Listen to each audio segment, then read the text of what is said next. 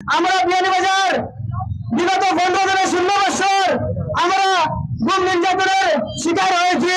তাই আমরা মুক্ত, আমরা স্বাধীনভাবে চলাফেরা করতে পারবো। সিলেট জেলা যুবদলের নবগঠিত পূর্ণাঙ্গ কমিটিতে বিয়ানীবাজার পৌর যুবদলের নেতৃবৃন্দ গুরুত্বপূর্ণ স্থান লাভ করায় আনন্দে মুখরিত বিয়ানীবাজার।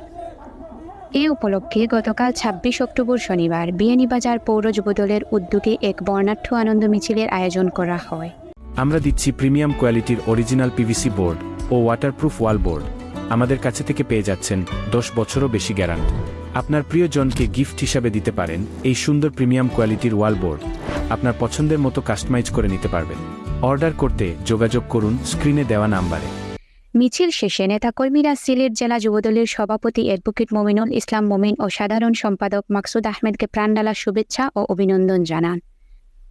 মিছিলটি বিয়ানীবাজার পৌর এলাকার প্রধান সড়ক প্রদক্ষিণ করেছে।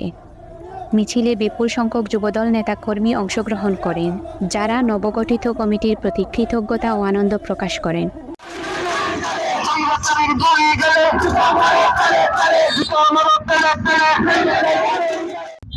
গণতন্ত্রকে হরণ করেছিল। সম্মানিত উপস্থিতি, আপনারা জানেন আমাদের অনেক নেতা কর্মীদের বিরুদ্ধে মিথ্যা মামলা গুম খুন করে রেখেছিল। আমরা স্বাধীনভাবে কথা বলতে পারি নাই। এখনো আমাদের অনেক নেতা কর্মীর বিরুদ্ধে মামলা রয়েছে, এখনো তারা হাজিরা দিতেছে। সম্মানিত উপস্থিতি, আপনারা জানেন গত 5ই আগস্ট ছাত্র জনতার গণঅভ্যুত্থানের মাধ্যমে অনেক শহীদের রক্তের বিনিময়ে এই স্বৈরাচার মুক্ত একটি স্বাধীন বাংলাদেশ পেয়েছি আমরা। এখন আমরা এই দেশে স্বাধীনভাবে কথা বলতে পারছি।